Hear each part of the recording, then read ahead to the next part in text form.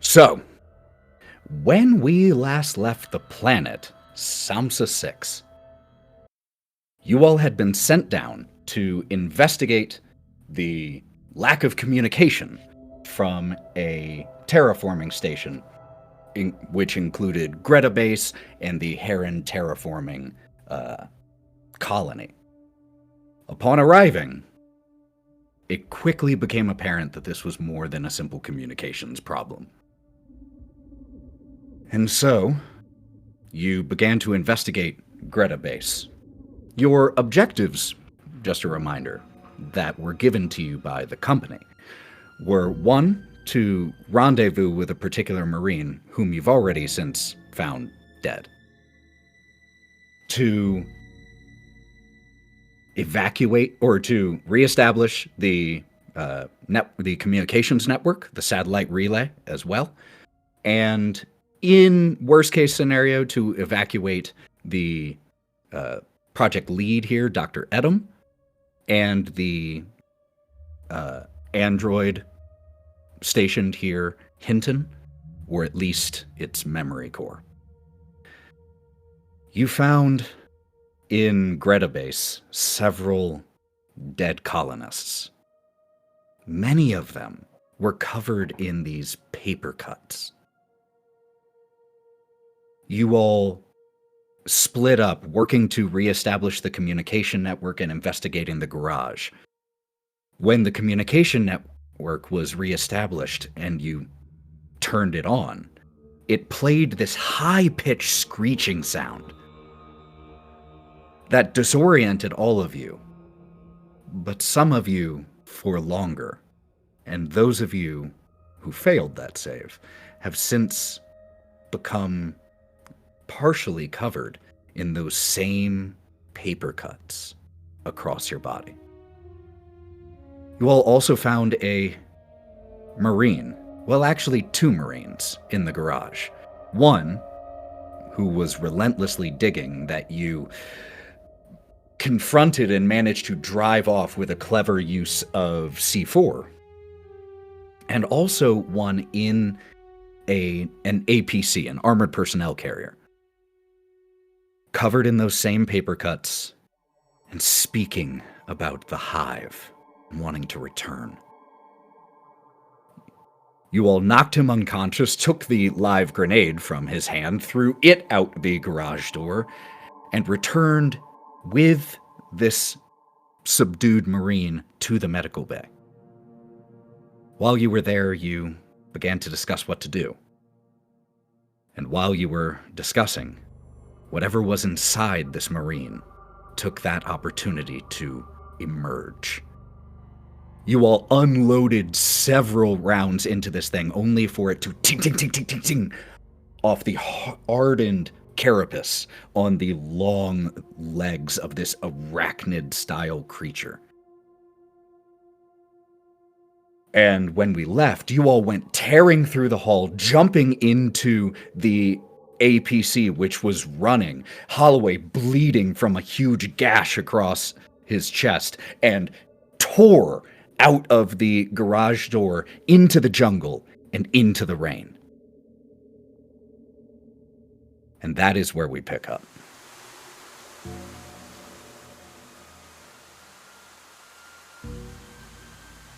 We're being chased by this thing, right? Last you saw, it was still pursuing Wiz, as Wiz came running into the APC last. You're clopping outside. It's stabbing into the ground, chasing after us. Do we know if it was chasing us, Warden? Or, because I know we epic hero scene, jump out or crash through the thing. So last you saw, Wiz, it was pursuing you. But as soon as you got onto the APC, you shut the door. Haven't seen it since. That said, who is currently up front with Holliway? Probably me. I was one of the first ones out here. So, first, Holliway, you are... So, the scene that we see is Reese and Holliway up front. The rain here is coming down in absolute sheets. It is pitch black outside, and you are driving along a muddy, roughshod path. The nav system in front of you indicates that is directing you to the Heron Base, which, at your current speed, should be there in about 13 minutes. You can see occasionally as the trees to your left thin out, there is a overflowing, heavily gushing river that this road is driving right alongside. And eventually on the left, the trees clear away entirely, and you see this engorged river that's threatening to flood. And on the right side is just heavy, dense jungle. And as this is happening, Holliway, you're starting to get a little dizzy. And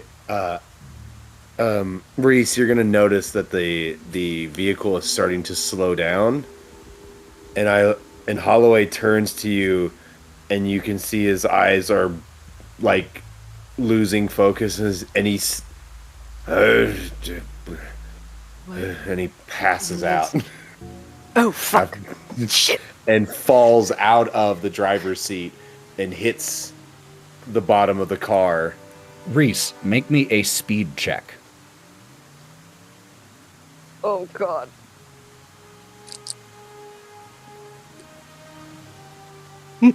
Nope. No? No way. The APC starts to swerve towards the riverbank. So first of all, you take a stress point for failing.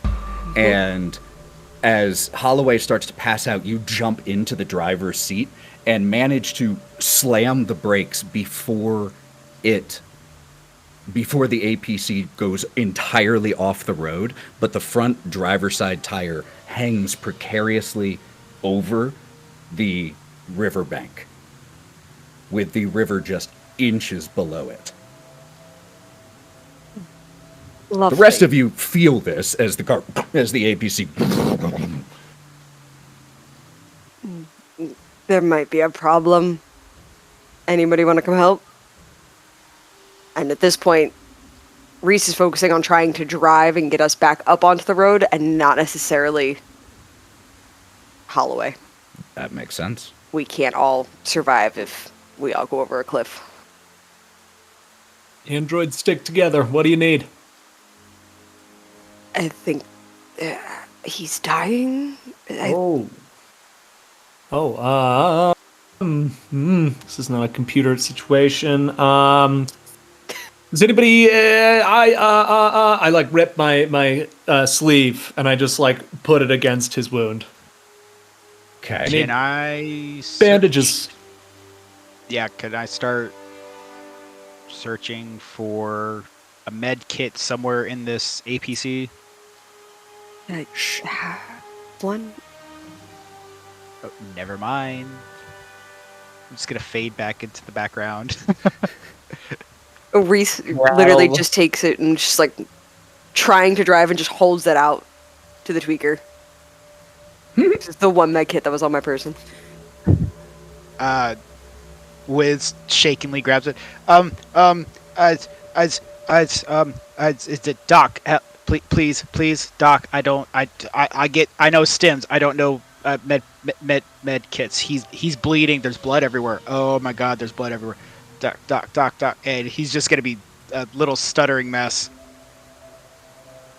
And like tearing open the box all wrong. I got this. Give me it. Rip it open and start applying it. Okay. Could you please make me an intellect check? While he's doing that, I say, "Aren't you a zoologist?" I'm a doctor, damn it!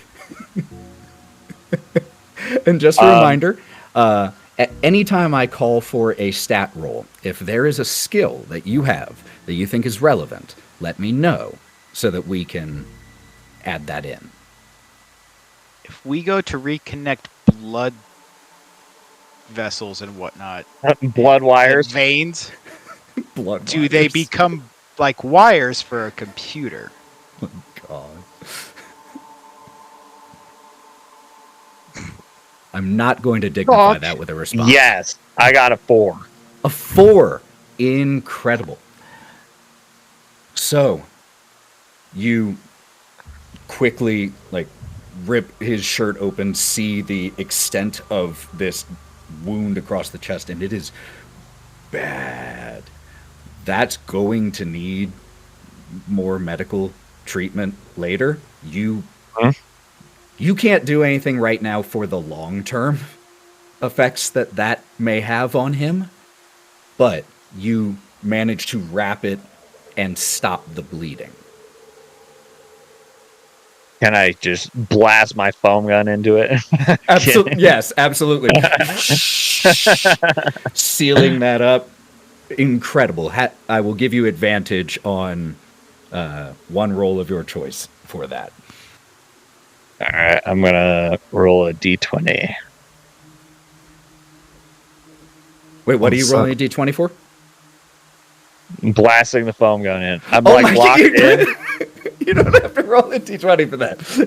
Okay. Damage. I didn't know if we were actually joking. No, does not need to do damage. Absolutely not. But if you're using it to seal, yeah. So, you, using this foam, seal up the wound and then bandage and clean around it. You are no longer bleeding. While they're doing that, can I be looking at Boss and his arm, trying to a less intensive wound to try to help him out? Yeah. I would say that at the moment, the best you're going to be able to do is set it and add some type of... you could definitely use the foam gun to add a cast. Oh no, I've got wires after this still turn. wrapped around it. So I'll walk up to him and be like, okay, and I got your arm. I want to try to set it, and then the extra wires that I said I wrapped around myself to try to stop the scratches and stuff. I want to try to use that to tourniquet his arm. Sure. Okay. Yeah, I'll let him do it. Yeah, I know his heart's in the right place. I know he's trying to do some good here. Oh, he's freaking the fuck out is what he's doing, but he's trying to help. But you keep it focused, kid. That's what matters. He's... And I kind of yell over my shoulder, "Wake up, soldier boy! We ain't done yet." Fuck! Warden, what am I rolling for this? That you're not rolling. Oh, I'm just... This is purely... Not that I'm not saying purely narrative in a negative way. Narrative is wonderful. But in terms of mechanics, there's nothing you can do about this. Your arm's done. I mean, his arm's broken. You're not going to make it not broken. And even if you did something like use the foam for a cast, that's still disadvantage on manual tasks. So you splint it. Yeah, Doc? For me, Dr. Dan Carpenter, after saving Holliway's life, I fall back, hit the wall, and just let out the biggest groan of relief. I did my job, but I am totally tunnel visioned. This is my aspect ratio. And at that point, Reese, you said you were focusing on trying to get out of to get the APC back on the road. No roll necessary for that. You just have to reverse and start it going again. Reverse and forward. I suck at driving. So as you get the APC back onto the road, hearing all of this happen simultaneously behind you. There's the nav system.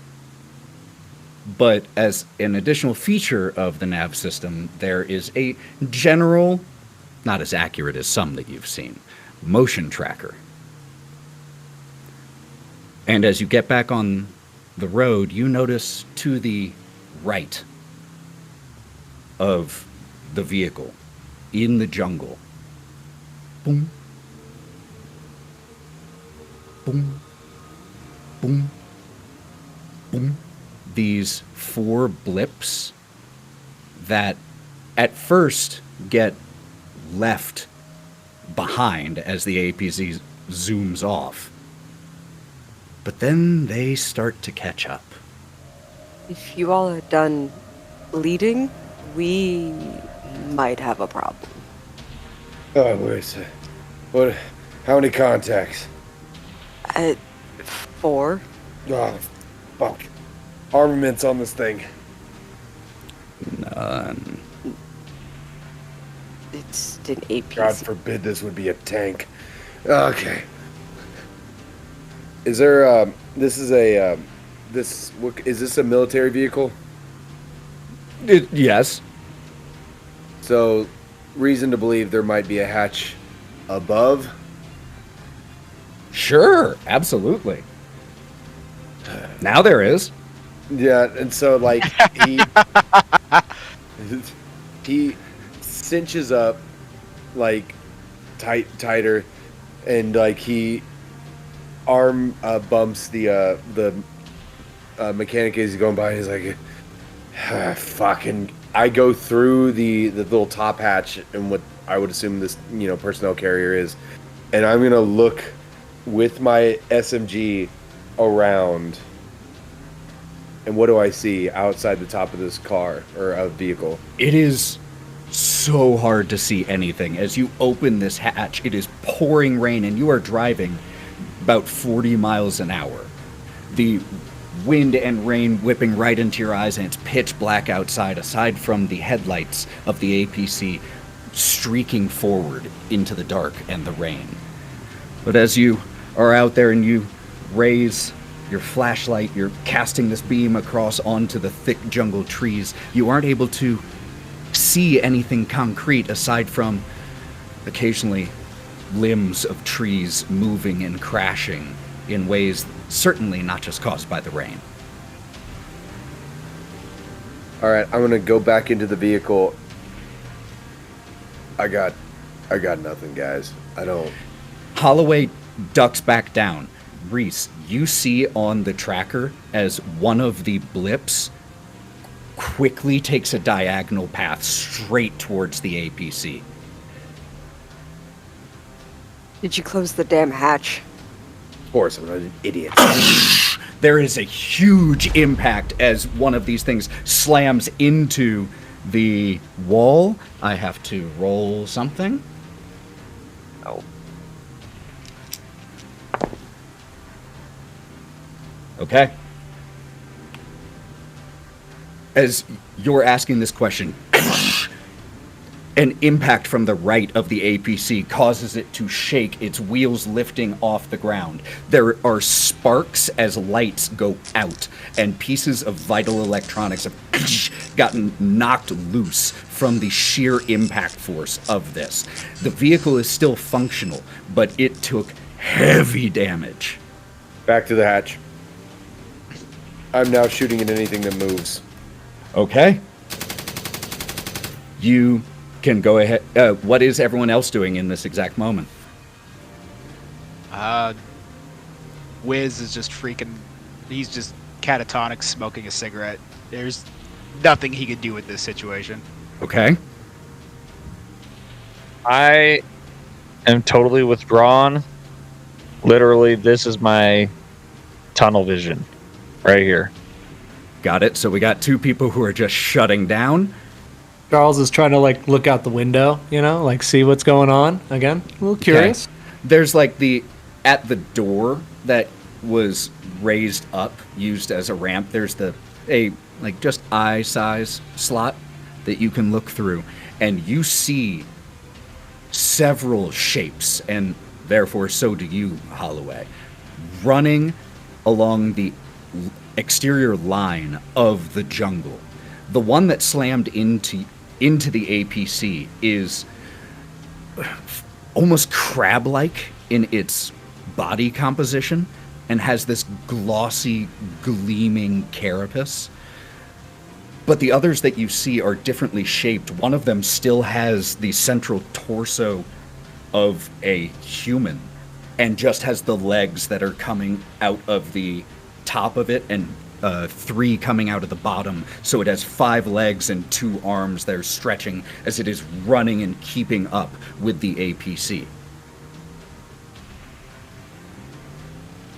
Holliway, could I please go ahead and make me a combat roll and add anything relevant that you need? Jolly, I saw you were about to say something. Yeah, so when it impacted to us a moment ago, did the heavy damage, did the lights actually come back on, or did they go out and they're out? It's like half of the overhead lights are out, so it's just dimmer in here. You can still see. Okay, so I'm going to start trying to scrounge around. Like, I know, got the busted arm.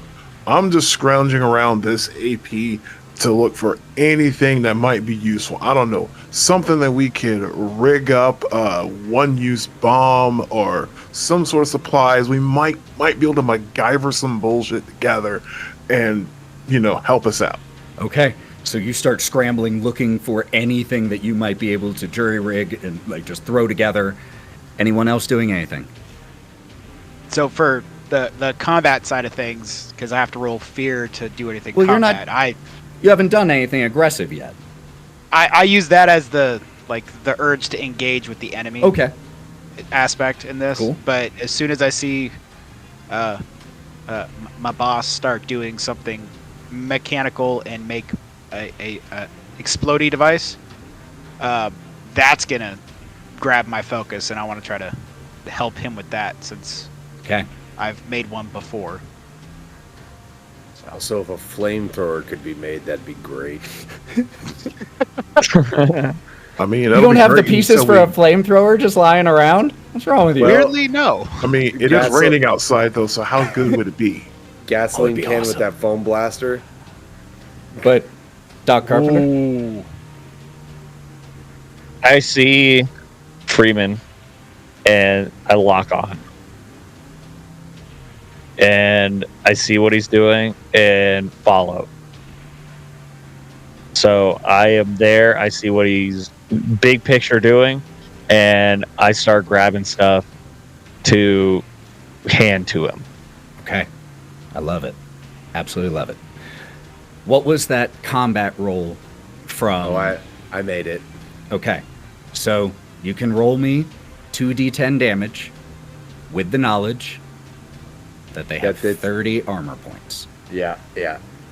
On average. This is more for distraction than it is for actual I love damage. that. I love that. I just wanted to make sure that you were aware beforehand what I was going to say after. I'm assuming 00 is 10, so... Yes, it is. Good roll. So 13. Good roll. And you, as you are out here just seeing these, you send a few shots at them, just trying to keep them back away from the APC. And you watch as the one with the 2 long crab-like arms stretched out of the torso turns and just runs to slam directly into the APC, impacting. I need to roll something.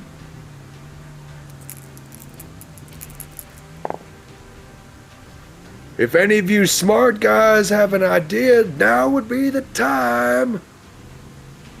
Is there any way I can try evasive maneuvers anytime these things try to come at us? You can make me a speed roll. Nah, it's... And again, if you have any relevant skills. Yeah, let me make linguistics work for this. Look, if you're a good enough bullshit artist. No. No? Okay. Is the You said some of the mechanical stuff went out. Did the sensor go out that lets me see them? No. So I've got bonuses in computers and hacking. Mm-hmm. Would that allow me to know the delay enough from the delay outside when it senses to when it comes in to help me time better? I will give you computers. I like that argument. I will take it. That's an extra 10. All right. Hey, made it. Made it? Made it. All right. So you manage to slam on the brakes just in time so this one goes and off the ledge into the fast-flowing river. But then you have to gun it again.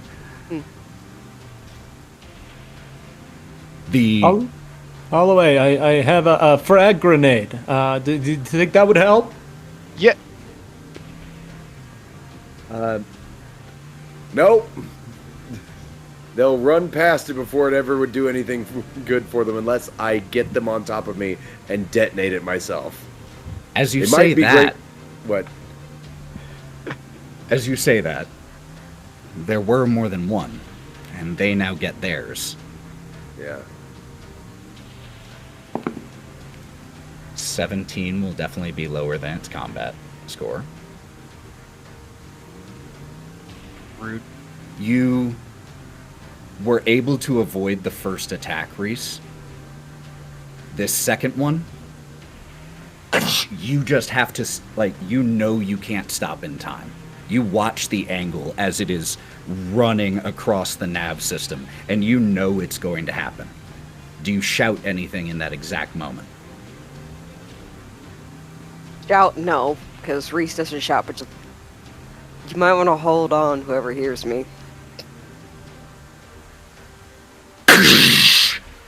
You feel the APC get airtime and flip. I need everyone to roll me body saves. And this is going to be with disadvantage. So that means you roll a D100 twice, and you take the higher result.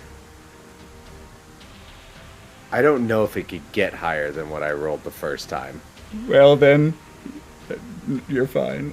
Not fine, I guess. I rolled a 92. Not fine. 75. Well, that is an auto failure. 64. Well, let me know if you pass or no. fail. No. I don't know. You might have a really high body save. No. My blood is milk. Did anyone pass? 76. Everyone failed. Okay. Then the APC lands. All of you are going to take a wound because you failed. I hate to be this way. Yeah? I feel like I probably should take more damage because I am out the top of a vehicle that just flipped. That's what either- this represents. Okay, so it's like, or I could have been ejected out of it. Actually, now that I think about it, I would have been ejected out. So That's I'm totally actually- legit, but I'm not going to punish you in that moment with addition. A wound is already a lot. Yeah. You don't need more. But I do just want to remind that I did give advantage already to one player, or inspiration to one player. If you want to use that now, you can. That was me. I had inspo. I haven't used it. And I think I gave Yeah, there's been two. Sam also. Yeah. So if you all want to, now is the time. Yeah, I'm gonna do that. You did Same. take the higher of the rolls, correct, Ethan? Because it's disadvantage, yes. In this game, high bad. 12. 12! The inspiration saves you a wound. You know what the inspiration gave me? A What did- 98. 98. The inspo gave me a 98. I'm so sorry, Holliway. I am fucking you up. Sometimes the dice want to tell a story. Okay, so in that case, I'm going to deal with the mechanical stuff first, and then get back to the narration, because I have to deal with mechanical stuff for all of you who took wounds. Okay? Doc, no wound. This is blunt force. So, could all of you who did take a wound roll me a d10? You want low, with 00 being the lowest. The 3. All right, hold on. 2d10? No, you don't have to roll one, first of all. And it's just sorry. 1 d10. Yeah, because you didn't take an injury. This is a roll you don't want to have to make. Okay, so let's start with Reese. That would be a 6. 6. You, when we find you in this wreckage, the attachment mechanism that like holds your neck upright on one side is severely damaged, and you will have disadvantage on all strength checks. Okay. Holloway, Yeah. what'd you roll? 3. 3? Yeah. So the camera zooms in on this impact, and we see inside. And we see Reese up at the front, neck hanging at an unnatural angle. This milky white blood just running from where the simulated flesh has been split. And then the camera pans to Holloway. And you said 3? Yeah. We see Holloway grabbing his head as everything sounds like your ears are full of cotton. And you've felt this before. You have a concussion. You have disadvantage on all mental tasks. Gotcha. Make note of these. Wiz, what did you roll? Surprisingly, a 1. A 1. As the camera pans to you, you're already standing. You've already gotten to your feet. But we see as you are just have the wind knocked out of you. You have disadvantage on rolls for the next 30 seconds. Okay. I am tweaked out of my mind. I am good to go. Freeman? Rolled a 3. 3. You're also, your vision swimming. You too have a concussion and a disadvantage on mental tasks. If memory serves, that's now disadvantage on physical and mental tasks. So just disadvantage on tasks. I'm definitely too old for this shit. And Charles. Stay in 0. Safe, yeah. Damn. I got wounded. Yeah, you do still take a wound, but you just got knocked down in the process. That's the most negative part of it. In terms of how the wound manifests, that's all up to you all. Like visually what that looks like on you, unless it is in a specific area. But as the camera pans through, how do we find Dr. Carpenter, since you fared the best? I'm baffled. Absolutely baffled. How did I recover? How did I pick myself up? How is any of my body still in place? But I realize, facing the ceiling on the floor now, I have to do something. This was a miracle.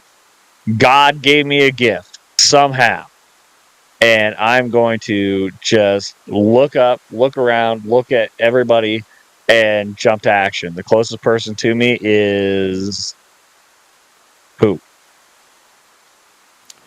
Well, I also do have a quick question before we answer that. David, if memory serves, didn't you already have a wound? Yes. And you're a teamster, so your maximum number of wounds Is 2. is 2. So, as the camera pans around, once he is conscious, he very well may have a concussion. But we see that Mr. Freeman is unconscious. And I would say you certainly notice that, Dr. Carpenter, that everyone else has been injured, but they are moving, and he is not. And so I have to do something for the first time. I'm going to roll a d10 under a cup. And I don't lift that cup to see what the result is until someone checks his vitals.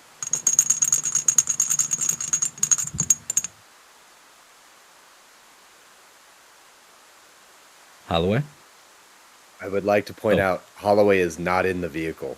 He's the only one not in the vehicle. He has been flung out of the vehicle because physics would dictate if half my body was out and it rolls, I have been flung out of the vehicle. Yep, well, and that tracks. How many seconds has it been? We'll say this is all within the first general 15 seconds. At 30 seconds, you can have caught your breath.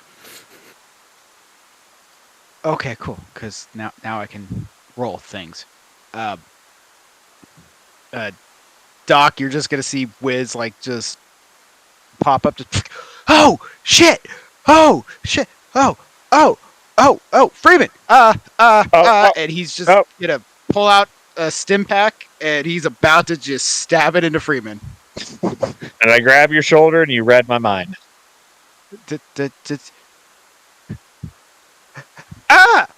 And he's just gonna panic stab him, like straight out of Pulp Fiction. Yep, straight out of Pulp Fiction. Just Okay. So, I get to lift this cup.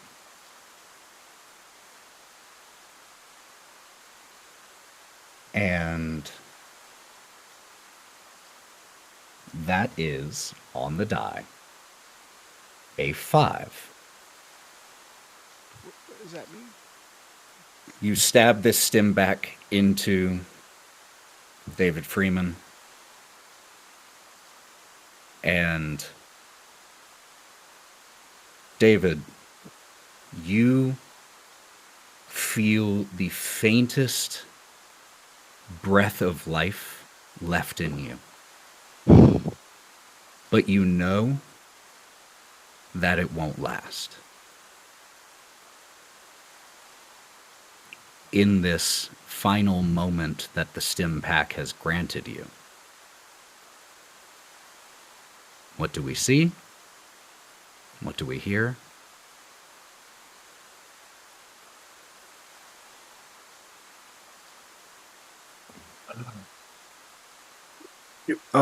Talking to Wiz, like, come here, kid. Yeah. What? Yeah. What's up, boss? Yeah. I got you. I used the stim pack. I got the stim pack. Thanks, kid. I'm glad you did, but this isn't a lie for me. But I know computers are more your thing, and I give up, basically my inventory, like my toolkit, the nail gun, the load of 1,000 nails that I got from the garage. Like, basically, I can give it all. I give him my inventory. I in no way want to undermine this moment, but I do just love the idea of someone in their final moments just like, here, passing over a box of nails. Yeah. Well, for engineers, this would make sense. No, it's great, and it's fantastic. I love the image. As the hands shake, you hear the nails rattle. Yeah, hear the nails rattling and everything, so there's like a nail gun, there's, 1,000 nails, I got the toolkit and all my SMG. Why are you giving me your stuff? This is your stuff. You need your stuff. You're awake. You're fine. I've got your stuff for you. It's fine. It's fine. You did good, kid, but this body is I got knocked around a little too much. That shot you gave me is the only reason I got time to at least go out, not just slumped over dead like in one of those crazy movies or something. There's a lot going on. We love those movies. It's fine. You're fine. It's fine. You're gonna be fine. It's time to face reality, kid. I'm not gonna be fine. Doc,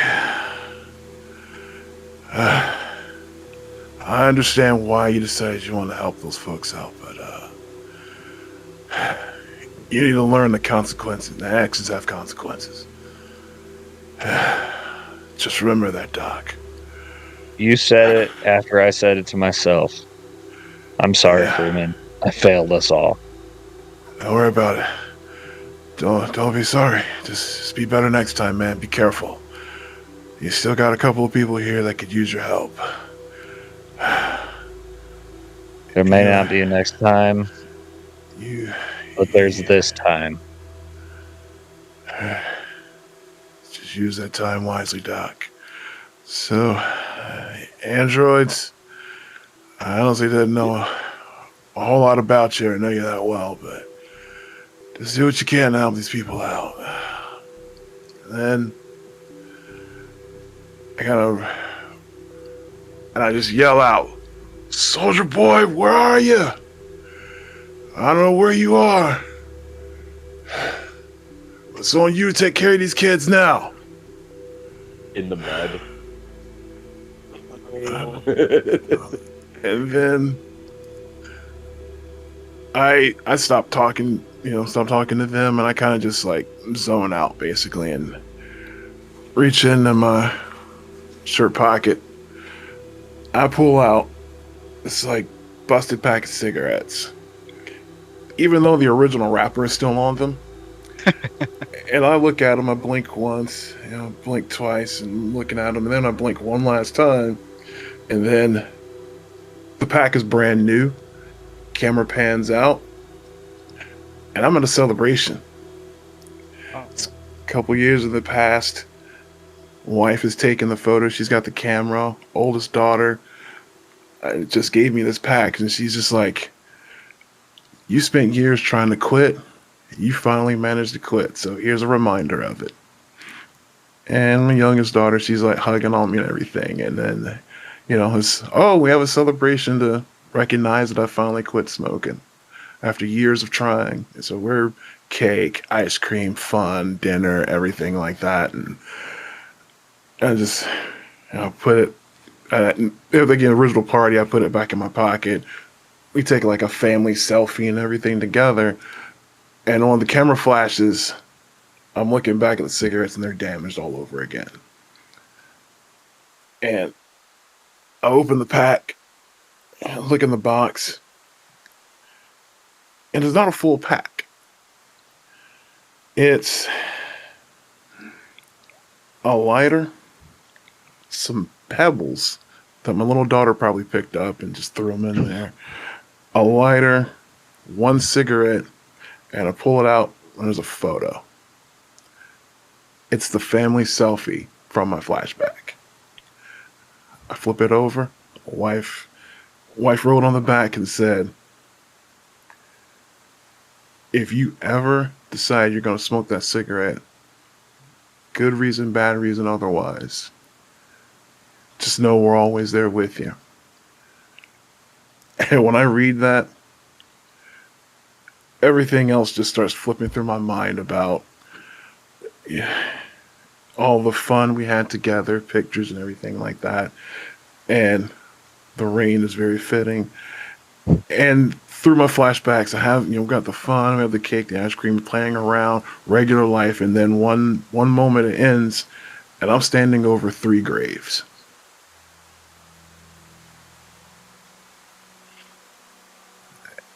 And at that point, when I was standing over the graves, I pulled out the pack. And I was going to open it then, but I put it back away, and I've been carrying it around ever since. But now, I pull that one out. I light it. I just start puffing on it, and I get to about halfway. I take one last.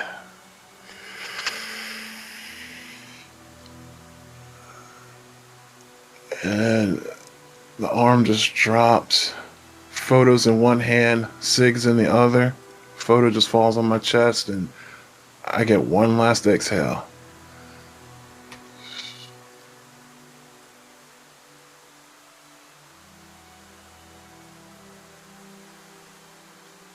And as the camera follows that smoke, as it wafts through the open hatchway, the camera pans to Holliway, crawling through the mud, shaking his head, getting to his feet. And at about the same time, Holliway and Reese, you both notice movement. Reese, you notice it from the still functioning tracker.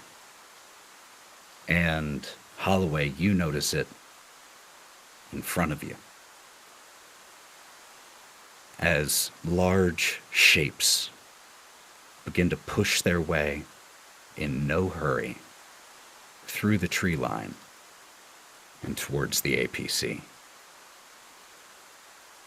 And let's go ahead and take a quick break, and we will pick up right there to see what happens. What So let's Spike Spiegel death. What a goddamn Spike Spiegel death I've ever seen. That's the end of Cowboy Bebop. Hello, friends. Mallow here, inviting you to listen to Neon Trails, a cyberpunk-themed actual play podcast set within the Identico universe. It follows a group of unlikely heroes wrestling with survival, loyalty, and rebellion as they navigate the dangerous and often treacherous wastelands of America in 2099. You can watch us live every other week on twitch.tv/Identico or search Identico wherever you get your podcasts. Now, let's get back to the show.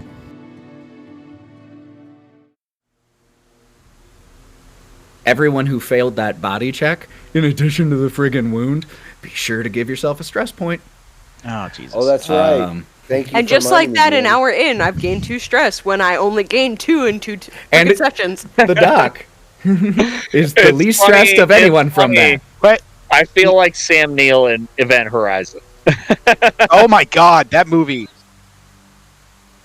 As we return and we see the still overturned APC, smoke coming out of it, wheels still spinning, we see from outside through the jungle the large leaves of these trees getting moved and shifted by the large forms wading towards the APC.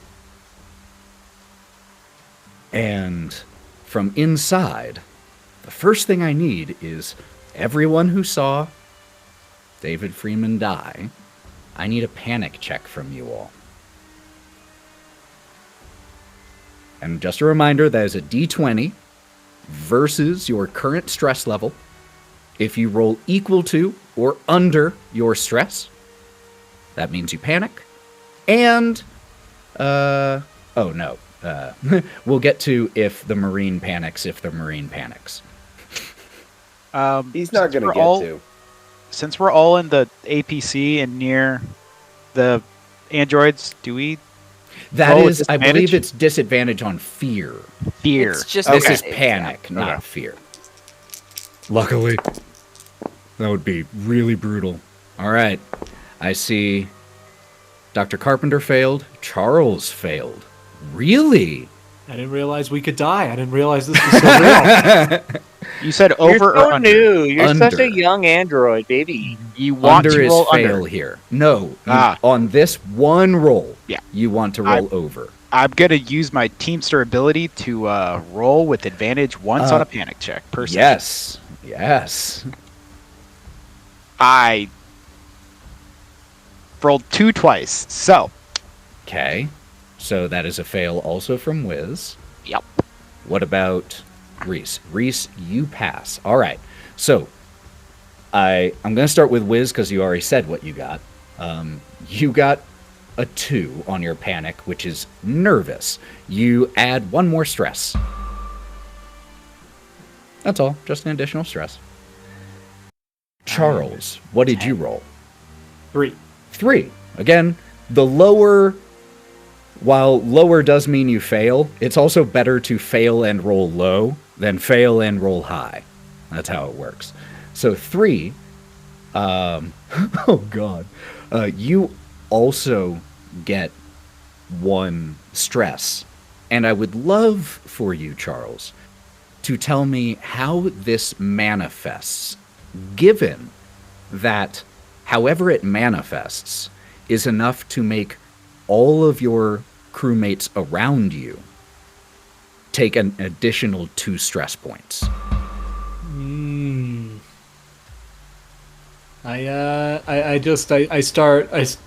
just go blank faced, and I start trying to just away from the situation. But because there's no real good way out, I just keep walking into a wall over and over again, and it's almost maddening. I almost completely shut down, but I'm still moving. I love that because that does sound incredibly stressful, and it is so not the direction that I thought it was going to go. Fantastic. That's uncanny take an valley inspiration. surreal. Like, just... Ting, ting, So ting. even though inspiration doesn't exist in this game, I'm having it so you can take advantage on 1 roll of your choice throughout the remainder of the session, Charles. Yeah. So that's what you got. Doc, what did you get? I got a 7. 7. Okay. Interestingly, like, you... Wait, hang on. Were we rolling under or above? Under. So 7 with how many stress you had is a fail. If you roll under your stress, it's a fail. Yeah.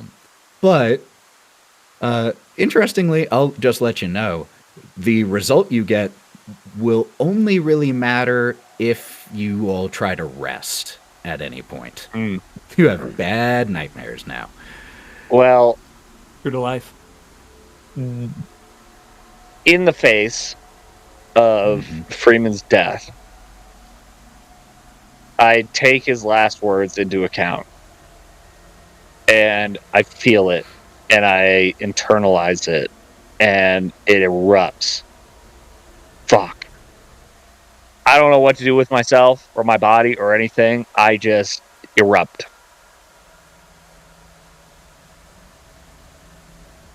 Walking or just like this, and you, Holliway, hear Pounding this the ground. Just from inside the APC while you are outside, and we cut outside and see you with your SMG, your head still swimming from your concussion, as several shapes now start to become distinguishable from the fauna as they push forward. That one with the large, stretching, crab-like legs that rise from where they are, 10 feet into the air, as they start to approach.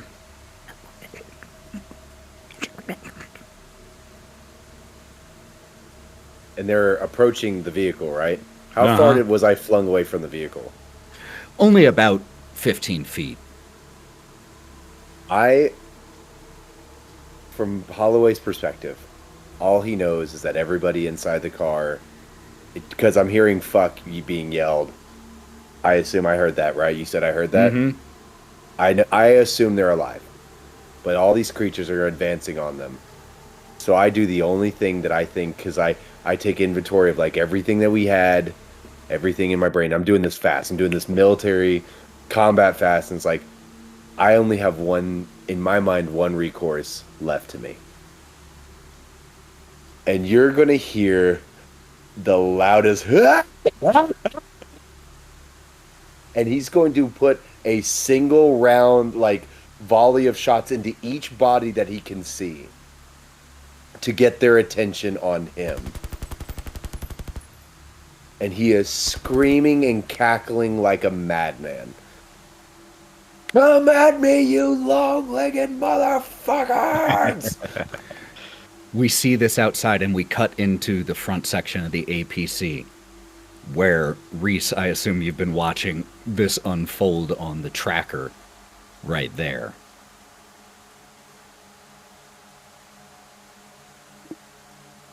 If you all are done freaking out, we have a problem. We cut back outside. We see Holliway continuing to unload as it just tick, tick, tick, tick, tick, tick, tick. Each and every single shot that is fired bounces harmlessly away from these things.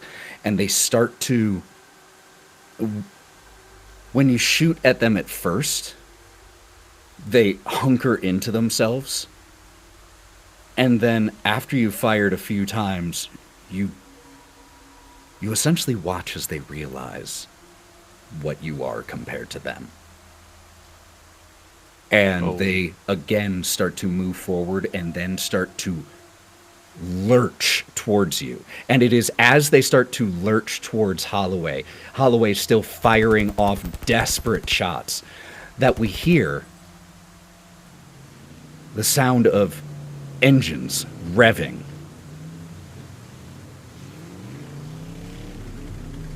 And it is soon followed by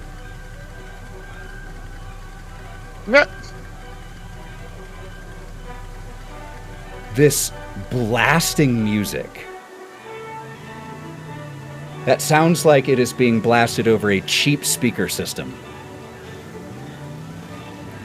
And several ATVs come over a small rise, and there are bullets flying, the sound of Marines screaming, and the shapes that are there start to push back into the forest, into the jungle. One of the ATVs pulls up and skids and stops nearby you all. There's a woman with closely shaved scalp. Get on! Hurry the fuck up!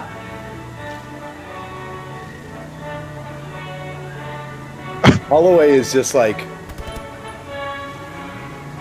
what? What? I was ready to fucking die. Fucking, he gets on one, just jumps on one, like, and he's holding them way too tight. He's like, oh, you sound like freedom. Oh my God. Even though the mud splatters against the side of the fucking APC, Dan Carpenter still cannot believe the luck. Wiz, I don't deserve this. I don't deserve this. I don't fucking deserve this. Wiz is just staring at Freeman's body and manically starts counting the nails and not aware of the things. So You hear Holloway from the outside, get off your asses, you piece of shit, and mount up! God damn, what are you waiting on, an invitation? This ain't a wedding, get your asses out of the car and get on the goddamn fucking four-wheelers, you pieces of shit! Don't look a gift horse in the goddamn mouth! Get on now or get left! oh, okay.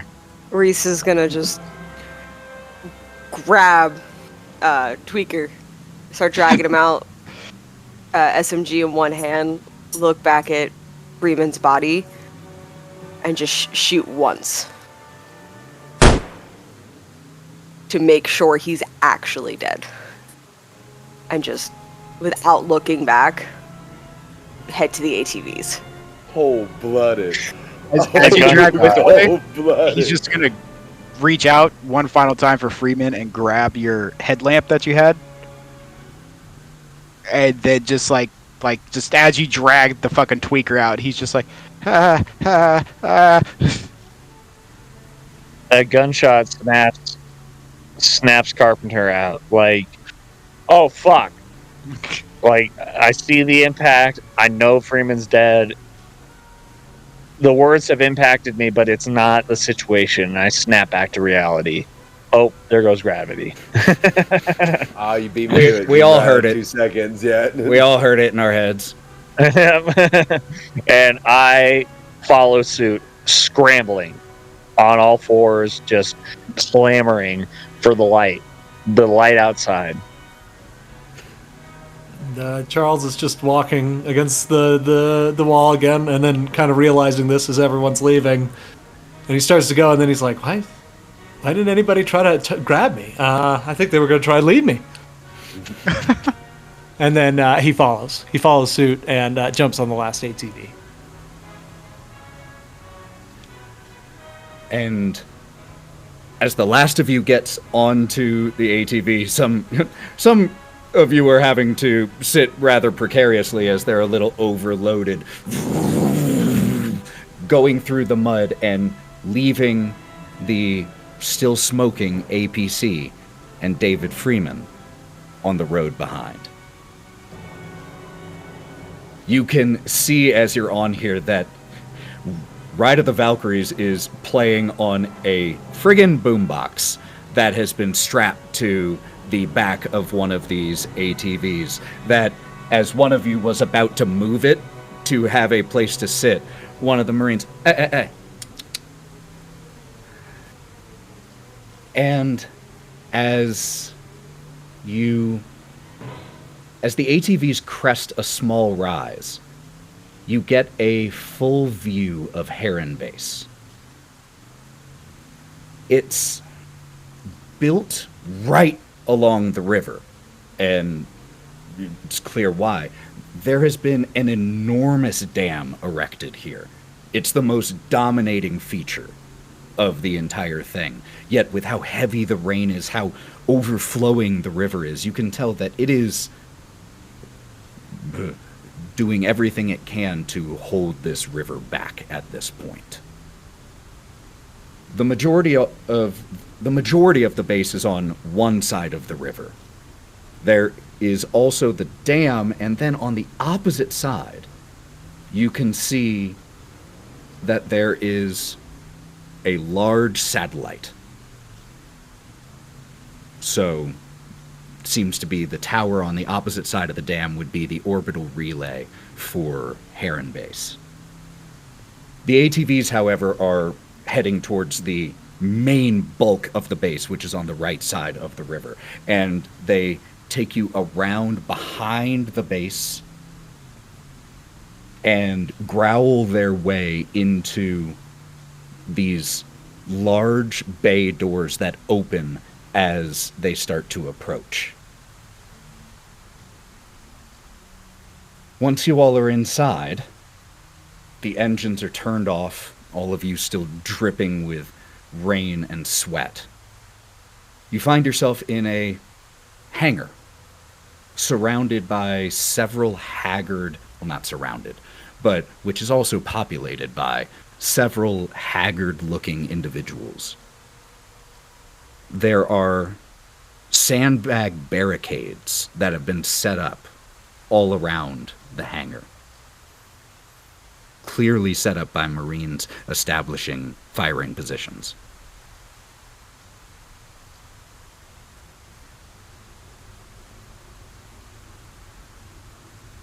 Warden? Oh, yeah? Oh, Did we God. seal the door behind us? Yes, as you all enter, the woman with the shaved head is the first to jump off of her ATV, and she begins shouting for everyone to close she begins to shout for the bay doors to be closed, which they quickly are. Is she in Marine garb? Yeah, she has on, the Marine pants, but is wearing just a tank top. Wow, you could not have come at a better time, that is. providence I've ever seen. Hold on. Doc. Where the hell's the old timer? Did you motherfuckers leave the old timer behind? Not exactly. You just see the old timer's headlamp on my, like, the band strapped around my head, and I'm just like holding all his stuff in my hand and like trying to smoke a cigarette at the same time. Just quiet and just shaking. As this is happening, after the bay doors were ordered shut, the Marines who were driving the ATVs begin high-fiving, shouting, jeering with each other. One of them even lets off a few shots into the ceiling, which does get the woman who seems to be in charge to like grab the gun and point it down. And there's just a quick little peacocking moment until he retreats a little bit from that situation. As you all are having your initial moment in here, there are two distinct groups of individuals here that start to approach you all. One of them is headed by a non-binary individual with thin rectangular glasses and a torn lab coat, while the other group is led by a young man with dark skin, a thin mustache, and dog tags dangling from his neck. And Holliway, you immediately recognize the icon as that of a medic. I'm gonna need your attention, and Holloway's having a moment. He's gonna walk over to Wiz, and he's gonna hold his hand out, and with two fingers.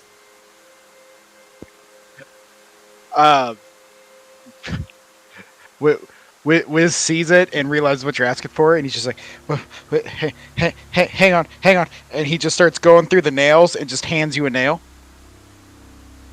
No, you idiot. You know what I wanted. God damn it, give me a cigarette. Cigarette, and he just digs through the box of nails and pulls out the carton, or a carton, and just hands you a cigarette. Yeah. As this is happening, the individual with the thin rectangular glasses steps closer to your group. Were you sent by the company?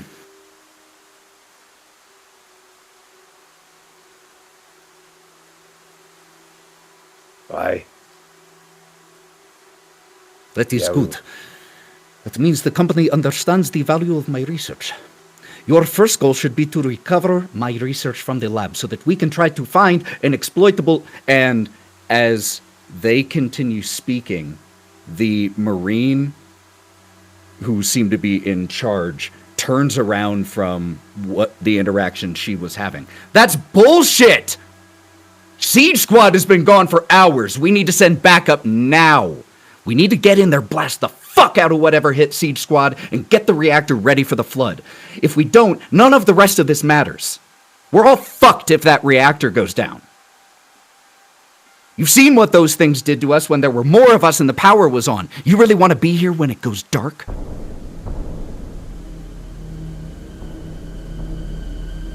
The one you recognized as a medic. To hell with your research and the reactor. We don't need their weaknesses. We don't need the reactor. We need to get off of this planet now. There is nothing left for us to gain here. And you can hear like a tremor in his voice as he is shouting this.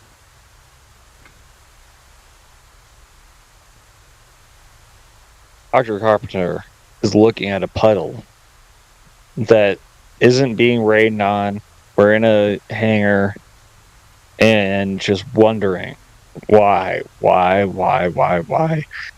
and just catches pieces of this conversation, and that voice pierces through in a way that just erupts. Dr. Carpenter grabs the lab coat and yanks him in, and he goes, I saw 3 people that I was to protect die in front of me.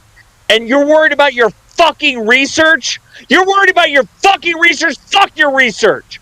Fuck you and fuck your research. The whole reason that any of us are here is because of this bullshit. We're not supposed to be here. We're not supposed to be on this world. We've interrupted an ecosystem, and it's taking us down one by fucking one. Fuck you, you. He throws him back. A Marine, looks like mid-50s, Japanese descent, a gray scruff of a beard, as you push the doctor back, steps forward, kind of catches them, and just gives you a stony look. And the doctor steps back and straightens their torn lab coat. More habit and performance than functional. That is well and good what brought us here. But we are here now. And my research might be able to reveal a weakness. You want to survive against these things? We need to know how to kill them. Have you tried? And at about that time, there is through the windows of the bay door, you can see as outside gets a little bright for a second. And then there is the sound of approaching thrusters and a single transport pod drops down outside of Heron Terraforming Base. To be clear, this is a one-way vehicle. Why? Because it wouldn't work otherwise. It's called a conceit. Roll with me here. So it can happen. Dun, dun, dun, dun, dun, dun. So the movie can happen. Who do we see as the lid lifts? Who do we see step out? So you see a man step out, and he's probably about early 30s, and you'll see that he's got a nice little button-down shirt. It's actually completely buttoned up, and there is a nice white pristine lab coat. And one of the first things I saw when the pod opened was the doctor with the damaged coat, and it kind of just fluffed my own here, mine's in better shape almost. And I guess I'll introduce myself first. So I'll come out of the pod and just introduce as you step out, there is the building right in front of you. The bay doors roll open, and you are immediately met with several guns trained in your direction. I will also note that those of you from the Metamorphosis, which all of you are, have in all likelihood met each other at some point. You're all part of the same full crew. But you are met just by that, and then, who the fuck is that? He's one of the Metamorphosis. That's funny. The company's still sending bodies for this meat grinder. Oh boy, oh, you're dead. The rest of us. He starts to cry a little bit. And so what else do we see? Dr. Wilson? Yes. I mean, PhD, yeah. Yes, I am. Dr. Anthony Wilson. I'm still kind of shocked with all the guns and everything what's going on. And it's just, yes, Dr. Anthony Wilson. My specialty here, pathology, chemistry, botany. Just wanted to sit down to see maybe what new discoveries could be gleaned out of what you all have worked on so far. And I take it the reason I'm here is because someone's already passed away. And wait, there was an older guy with you, wasn't there? Oh, I must be his replacement. This is pretty awkward. Also, I wasn't aware that there were other people in Heron. I knew contact had been lost. That's all I had received. I guess there were survivors. This, just so you know, Dr. Wilson, you were given the same general briefing that all the others were. And you all had not heard anything about survivors or fatalities when you received the initial briefing, because there was simply a lack of contact. But now, as far as you know, it looks like everyone's alive and well, aside from the one you're replacing. So, everything appears to be in order, at least so far to some degree. What can I help with? Is there some research to be done? Samples to be taken or worked on? And the doctor steps forward, who I don't think it's a huge leap for you all to realize this would be Dr. Edom. And as they step forward, you see, the company selected for a replacement another researcher, doctor, scientist. I will put your nose in the back of your skull. You know, it's funny. But there's another doctor here. Our two doctors are probably better than you, to be honest, because you seem to have fucked everything up here. And now Freeman's dead. So our doctors are way better than you're ever going to be. And also our android friends also seem to be in better shape. All the Marines here are really cool, but you're the coward of the recording that we listen to. So I hope you die at some point. And Wiz is just gonna go walk over to our original doc, and then just stand next to him, and just he's gonna try to make something with the walkie, try to make a trigger. Explosive trigger with Freeman's old walkie-talkie.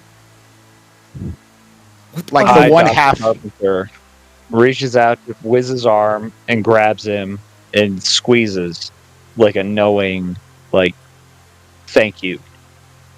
You think that You was got me? me. You think that... Was this not the same voice recording from the guy earlier, Warden? What voice recording? There was a journal entry. Journal. Yeah. Oh, journal entry. Sorry. I thought it was like a... The information, regardless. Even so, this was the pompous ass, correct? I did. Wiz and I both clocked the same kind of excitement that this doctor has. Totally fair. And we are both on the same page that this guy is not one to be fucked with. His agenda supersedes the safety of everyone on this base, at least to Dr. Carpenter's assumption. And outwardly, very frigid.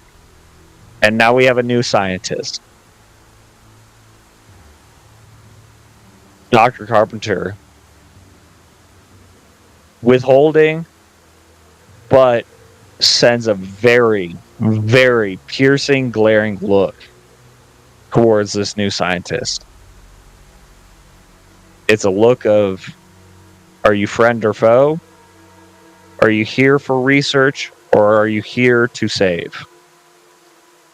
Because Dr. Carpenter, from the briefing, has been here to save.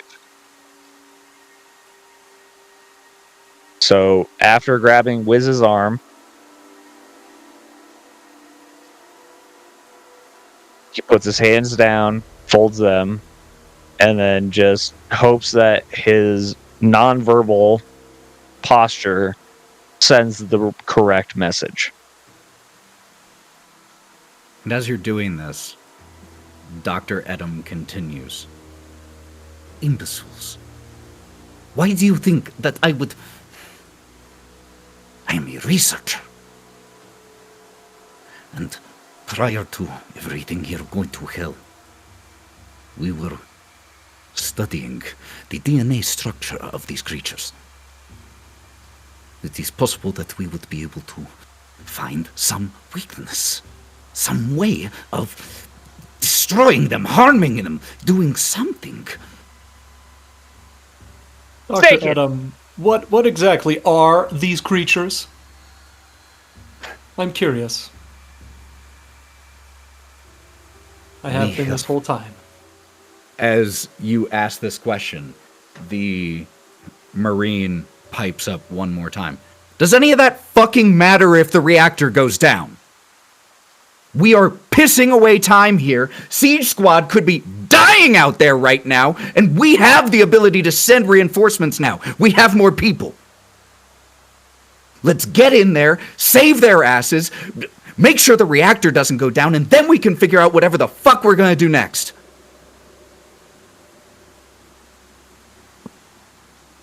Can't research without the lights on. Can't radio, and like Holliway is gonna look at everything, and like he's finally calmed down, and he's gonna be like, I think honestly, Marine has it best. As much as I agree with you, Doc, that we need to get the hell out of here and get off this stupid rock and fuck whatever the corporation wants. This shithole's a fucking lost cause, and we shouldn't be here. We can't get off here if we can't radio the boat, which would require power. You there, research, I don't like you one bit. You seem like you'd sacrifice all of us to understand a little bit more about these bugs, but that's not a point at this moment.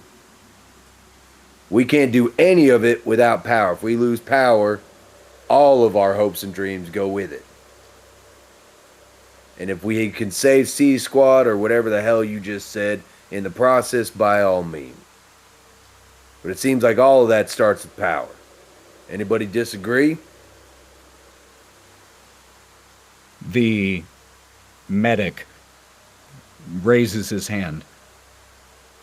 The tower has an independent power source. It doesn't matter if the reactor goes down. If we go over there and we get satellite and communications back up, we can just get off this rock. We won't need the research figuring out how to take them down. We won't need the reactor if we have its own power source. We need to get the fuck out of here, and we need to get the fuck out of here now before whatever is happening out there. I slap him. No. All of you. I cannot take it anymore.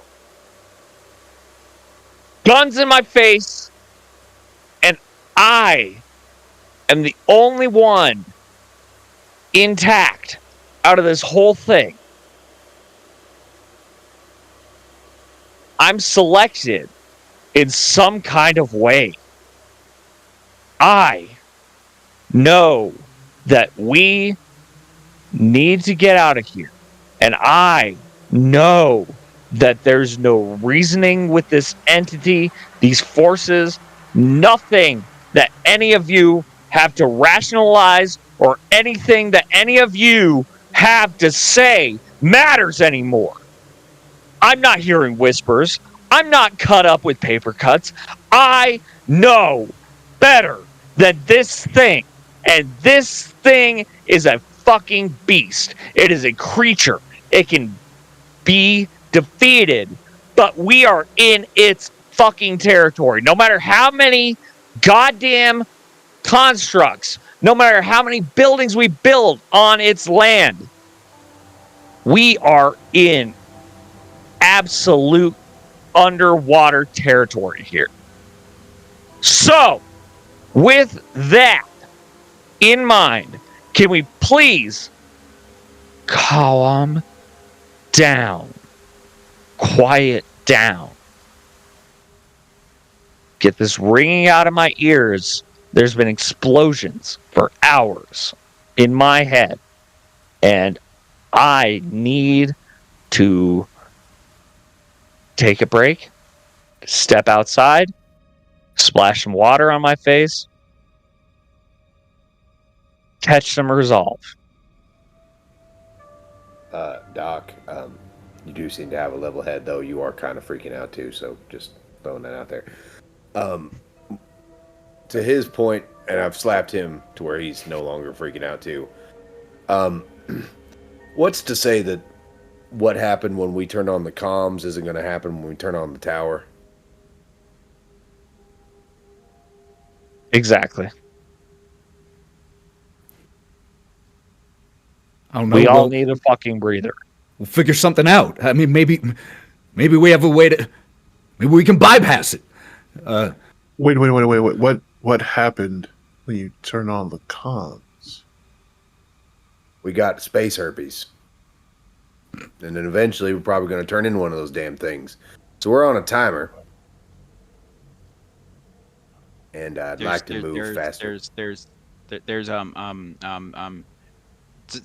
spider creatures, and they're massive, and they crawl out of your necks, and they kill your friends, and they murder everything around them, and it comes through the radio waves, and now we hear voices in our heads sometimes, and if you get shocked by a stun baton, the voices go away for a little bit, but it's okay, it works, and Wiz is just gonna kind of like trail off and just try to like find little mechanical components to further move along his makeshift detonator. Yeah, he is literally just trying to make as many bombs because that's the only thing we've seen that can damage him. According to him, I think at one point you are just going around and touching things, and one of the Marines like bats something out of your hand, like, give me that. I just give that back, and then I just walk over to someone else's radio and just try to.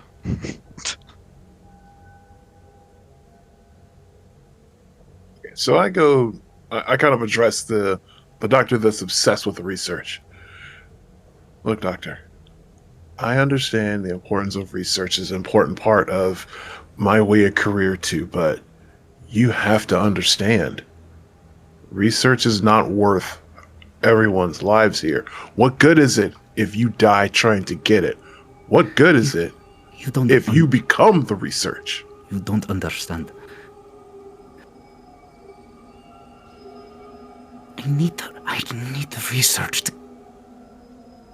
My family is being held in debtor's prison. If I don't return with the research, they'll never get out. So to answer your question, it's worth it to me. So what exactly kind of research are they expecting from you? What result are they expecting you to produce? It isn't about the result. It's about the data, the information. This is an incredible discovery. A creature that is intelligent and can reproduce through sound, taking over the bodies of entirely foreign creatures simply through sound. Reproduce through sound, take over by sound? Yes. Wait, what he showed us a moment ago with the space herpes, as he called it. Yes.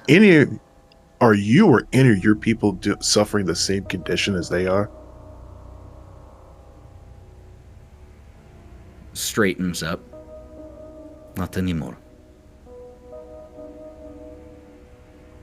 Okay. How could that be? Not anymore. Does that mean you have a way to stop it? And they just look at you, waiting for the pieces to fall into place. Oh.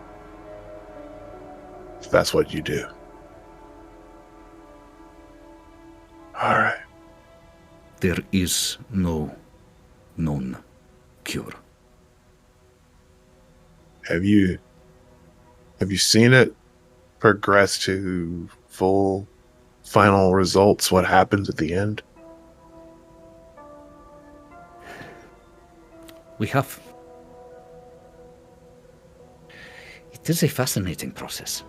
After the initial phase, I have dubbed it revelation phase. The subject develops the cuts that you have seen, and in most cases begins to hear voices. After that, anywhere between half a day and 3 days, in our experience, they will begin to suffer catatonic episodes. And they quickly lose what remains of their humanity. After that point, it is better to simply end it quickly. Yeah, we're not going to the fucking tower. Yep. And as you say that, the medic, oh, man, I'm gonna fucking die here. Fucking idiots. I will shoot you. Just stop talking. Listen. And in response to that, when you say that, he turns and like you can see that his eyes were welling up with tears of fear. But in that moment, the fear response immediately triggers the fight reflex. And he walks up, "You're gonna fucking do something about it, huh? Mr. fucking tough guy. How long have you been here? That's what I fucking thought." Oh, do it, boy. Do what you want. Do whatever you need to do, boy. I just want to get the fuck out of here, man. It's right there. And for some fucking reason, everyone else is too stubborn. And I grab him, and I'm like, it's not. More of the same as up there. Get your wits about you, boy. You know exactly. You've been here longer than me, then you should know that anything up there is just death. If we turn on that tower, it's just going to make more of us. And you're going to be suffering the same fate as I am. Now, you want to turn out like me? You want to crab about? Now, you're going to gain your wits, boy, and we're going to think our way through. All right, soldier? Huh? We're just going to end up like you if we fucking stay here. I know. We'll get off this rock, but we ain't going to do it freaking out. Now, get your wits, boy, and stand in line. And you like shove him back. And he and turns away in a huff. Thank you. Thank you, Holliway. We're on the same fucking page. No more of these. No more of this bullshit. So what's the plan? It's us or them. All right. Who are we? That's the real question. And I have no answers. I have no answers. But I swear to God, I'm going to kill this Russian motherfucker if he has more to say about his fucking research. And they simply look at you with a head shake. You there, commanding officer. Fill us in on your part of this. What happened to C-Team? As you address the Marine who seems to be in charge, she heads over and you can see the dog tags read Valdez. Let me turn this down really quick. That got louder than I intended. There we go. She walks over to you. Siege squad headed down to the reactor to get it ready, sandbag, prepare it for the flood that is absolutely going to happen anytime. And that was hours ago. Okay. We haven't had any word, and their locators have gone dark. I'm gonna look at Doc. What's the plan, Doc? You're the level-headed one. You're not hearing any voices. What do we do? I'm looking actually at both the docs. I'm like, you two new Doc, I'd like to hear your opinion on this. Also, the androids. Are you guys suffering from voices? Are either of the androids suffering from voices? Reese's. Reese. Charles is not. Charles is not Reese's. Ever since that broadcast, the only one that I can talk to is Charles, and I can't talk to Charles. Charles is just on an island, and I'm on an island. Charles, Hey, can we please have some input? yeah? About You've been watching this whole time. Mm-hmm.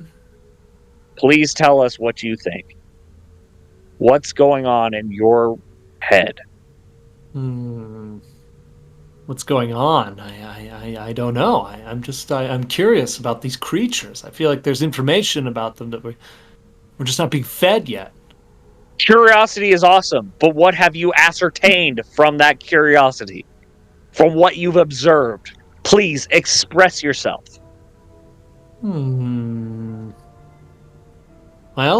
I think if I'm being honest, we're in trouble. We're in trouble. If you can get me to a computer, I can help. But outside of that, I'm just not sure. What do you think, Doctor? Charles is the only one that's going to survive. You have no clue how. All right, Rooski. Rooski. That's all I'm going to call him. He's out. He's not one of us. Rooski,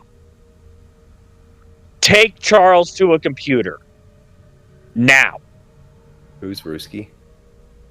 Is it the Oh, scientist? The creepy one. What type of computer are you looking for? They say through Charles? gritted teeth. One with information. I want the full story. Unfortunately, in case you had not all noticed, things around here are not exactly in the best of situations right now. So, that is part of the reason I suggested that a group be sent to retrieve the research. You want information? You want to understand more? Get me my research. I can fix some things. My boss can also help. He can help. He helped me before, and so did Reese. Reese can help me fix things. So if you show me a computer that you failed to take care of, I can fix it. That indeed might be very helpful. Where my computers are? In the lab. Great. Do you think that drop the attitude and show us the lab? We're here to help. We're the help crew, right? You wanted the help crew. We're here to help. And you seem to be standing there really angry while your Marines saved us out there. Thank you all, by the way. Your clip really helped with this switch, by the way. But you're the one that seems to be the problem. So please show us to the labs so we can start fixing things. That would be great, Mr. Ruski. Also, hi Anthony. Welcome to the shit show. Everything's fucked. And do you happen to have any grenades on you? Well, thank you for the introduction, but unfortunately, no, I don't have any grenades. In fact, the only weapon I have is the standard SMG that I look at all of you and say that everyone gets. That's the only weapon I've got. I have a frag grenade and a penknife, if you need them. Can I'll trade you a nail for the frag grenade. Oh, it's a good deal. Whoop. You just get a handful of rusty nails. Dr. Edom points to an elevator here in the hangar. That elevator will take you straight down to the lab. You can use my credentials to get into the clean room. In there, grab my computer terminal and return it to me. No. We're not going down without you, Doc. I cannot go... First of all, I am useless in a fight. Second of all... Oh, good sell. Second... Go first. If the research is not returned, and there is still no sign of Hinton, my memory is the only recording we will have of this discovery. You And then that I can risk that? Dr. Carpenter whips out the research book from the med bay, and he goes, "Oh, you mean this research about the crab song? About how you put it on an android to absolutely encourage this reaction, this infestation, the growth? Are you fucking kidding me?" I never put it on an android. Hinton was a research assistant, nothing more. Uh-huh. Fucking scientists can't fucking take no for an answer. I apologize. Did the company not send you for the purposes of aiding us? What exactly were you sent here to do? Talk shit? To save. To save. To save. And that was not including the research. It was you and the lieutenant. And the lieutenant's brains are sprayed all over the fucking comlinks that he also smashed. So, why the fuck are you alive? Why hasn't this entire platoon turned their guns on you, of all people? Because unlike yourself, they seem to understand that I am not a threat to them. I don't know if you perhaps have an inferiority complex when you meet more accomplished scientists, and you must lash out. But whatever it is that is occurring here, we are on the same team! If there's one thing that I've learned, is that a big brain is more dangerous than a knife or a gun or any weapon. Your curiosity is killing everybody. And you are the only one who doesn't see it. So what do we do with that? You go first downstairs. Now. Holliway? Do you got my back? I'm up. Yeah, sorry. I was checked out at how much I want to kill this guy. All right, yeah, let's go. Let's do it. I'm out. I'm down. I'll come too. I was literally messaging, hey, I want to kill this guy. The Valdez speaks up again. This is a bad fucking idea. We need to shore up that reactor first. Won't fucking matter if you figure out how to hurt these things if we're having to fight them in the dark. Does it seem like they've had a problem in the dark? Those things are strong. They are smart. There are countless of them. We need every advantage we can get. Losing power is not on that list. Help us shore up the reactor first. Then, go for your precious fucking research. Oh, we're not going for it. We're going to destroy it. Now, power is priority. Reese? Wiz? I won't. And Charles, I trust you guys more than anybody. I think the research is a secondary priority at this point. Making sure we have power seems to be a little more important. Reese, what happens if a reactor goes down or something? It goes down, the lights go out. I don't like the dark. That means electronics don't work, and I need electronics to work to do what I can do. I want to make sure that doesn't happen. Holliway goes up to Doc. Hey. Which Doc? Our Fair Doc. question. Our Doc. Which the which only Doc?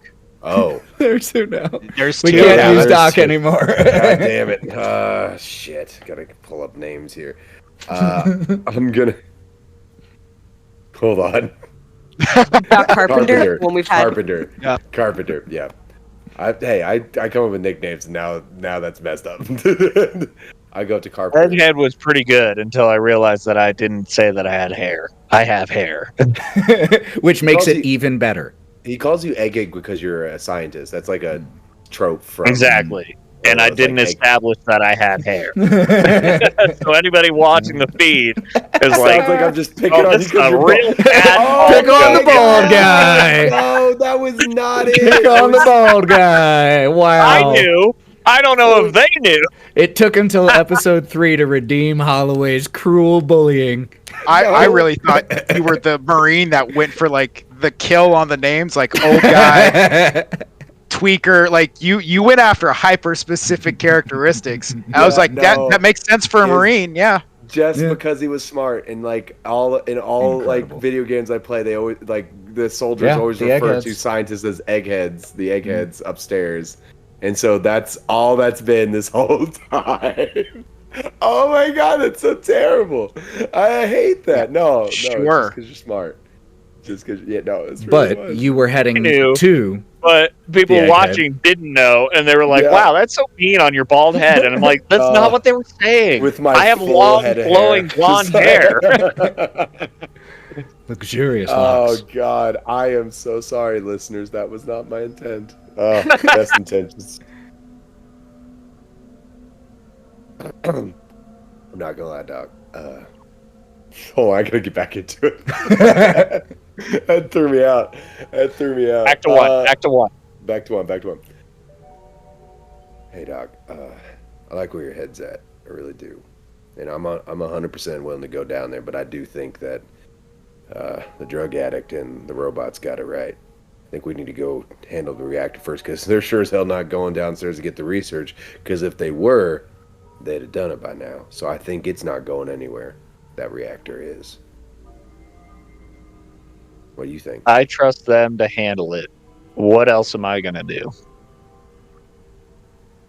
The thing is, they sent a squad of Marines down there and they didn't come back. I don't even know what our hopes for going down there is either. But I shouldn't be alive, but I am. So if I'm the only one taking fucking Ruski down there, I'll do it. I just need one more mag. I pull out a mag and I hand it to him, and I was like, one other question, by the way, just for you. Why haven't they gone down there before? Like, what's stopping them? They That's what actually I see have me to shake find my out. head on that. Like, That's what I want to find out. You ask them. I'm gonna go handle the reactor with the others, because I think there's gonna be fire shooting. It's gonna happen. You ask them I why see they you. haven't gone down yet. I see you. I'm gonna head over to the Marine, the Marine in charge. What was his name? What was her name? Her name was Valdez. Valdez. I'm gonna head to Valdez. I'm actually going to head with Carpenter, because when I'm going to assume I at least heard them say like the question of, why haven't they gone down there yet? That kind of piqued my interest, and I just kind of file in with Carpenter because I want to know that too. That's fair. Charles, Reese, Wiz. Reese is also gonna go with Holliway to Got approach it. Valdez to try and get a plan set up. Okay. So we Charles got 2 will- and 2. Charles will follow all the doctors. 3 and 2. Wiz is going to go around asking for spare stim packs, spare C4, and I will trade some of my 2 ammo clips I have left to whoever one of these soldiers, if they have like a C4, explosive, something that will make a kaboom, to try to do a trade. I'm just gonna just walk up to each one. I can make something explode that that hurts. Do you have it looks like Play-Doh that's gray. Do you have some of that? So after you inquire, you find out they do have a small stockpile of weapons, explosives, and things along those lines. However, they are jealously guarded by the Marines who stockpiled them. Oh, that's why I'm offering to hand my. What could you? I'm wondering what you could trade that would be of equivalent value to the defense between them and those things. Oh, I've got. So if you can trade something of comparable Freeman value, gave me all his stuff, and I know Uh-huh. Freeman had at least 2 mags left on you, because you fired 1. I fired 1, so I've got 4 magazines because I also fired at least once. 4 magazines worth of that plus the gun itself. Okay. The SMG. Yeah. The Marine with whom you're speaking, is willing to trade you for all those mags and the gun, since you were looking for explosives. 2 frag grenades. 2 okay, I'll take it. So that puts me up to 3. Sweet. I'll take it. Okay. Frag grenade times Actually, 3. because since mine is connected to what he's doing, Mhm. can I go ahead and Yeah. interject? Sure. I'm gonna go to Valdez with Reese, and all right, you want to send us after your boys, and I feel severely underpowered. I'm gonna need something if we're gonna go down there. Let's see. About to be like that scene in The Matrix where the rows of guns came It's out. not quite that much. It's not quite like that. Valdez looks you up and down. I'm gonna point at Wiz and be like, "Oh, by the way, you're coming with us, Twinkies." She walks over and grabs a gun that is more rifle in design. You recognize it immediately as a pulse rifle. And she tosses it to you. It's still not enough to really punch through the armor of the full-grown ones, but if we see any of the little fucks, you might be able to do something. Anything else for the rest? I'm going down there with 3. Do you have any men to spare? Any armor to spare? Anybody? If you're going down there, we're fucking coming with you. And there are 2 Marines at her back, one of which is the one who shot a few holes in the ceiling not that long ago, and just needlessly, takes the magazine out, slaps it in, gives been fucking waiting for this. I like where your head's at. I like that. By the way, can you have your boys give Twinkies over there a couple pieces of C4? He's good with bombs. It's really what he's good at. Yeah, we can probably spare 1. We only have 2 explosive devices, not counting grenades, 2 of the bigger ones. Can you But give if him it's one? to save the reactor, yeah, we can spare 1 of those. Yeah, And give him as one. we see them going to retrieve this one, so you would have an explosive device and detonator, we cut over to the 2 doctors and Charles approaching and speaking to Dr. Edam. And they look at you. So are you going to the lab or not?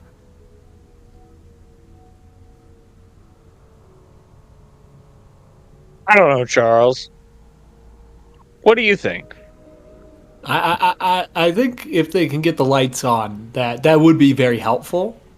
That being said, well, and then the computer won't work either if there's no power. I do think we need power, but this seems like the direction for information. Got it. Charles, would you prefer to stay here and help with the power, or come with us and You find are out what's not going on thinking- downstairs? You all are splitting up. Shut up.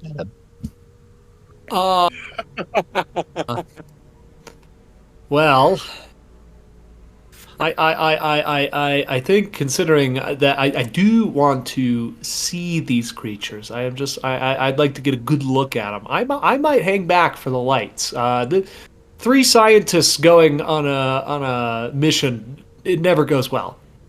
I trust your instincts. I do, with all faith. Charles,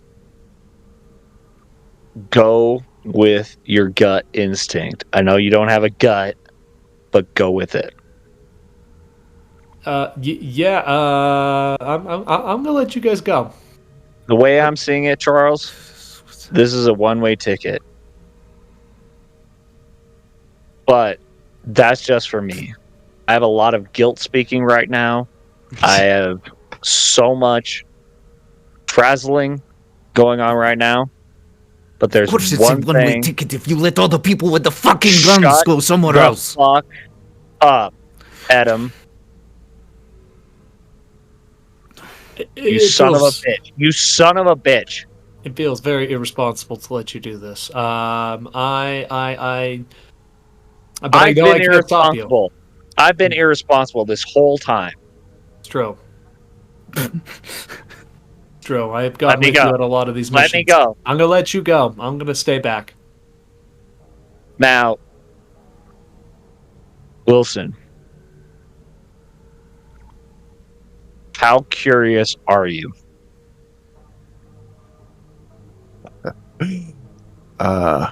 Let's just say, to quote an ancient movie, just because I could doesn't mean that I always should. I am curious and want to know what is going on, but I know when to stop. And then I look over, and clearly, some don't. Mm-hmm. Now, Wilson, tell me, what does your gut feel in this circumstance?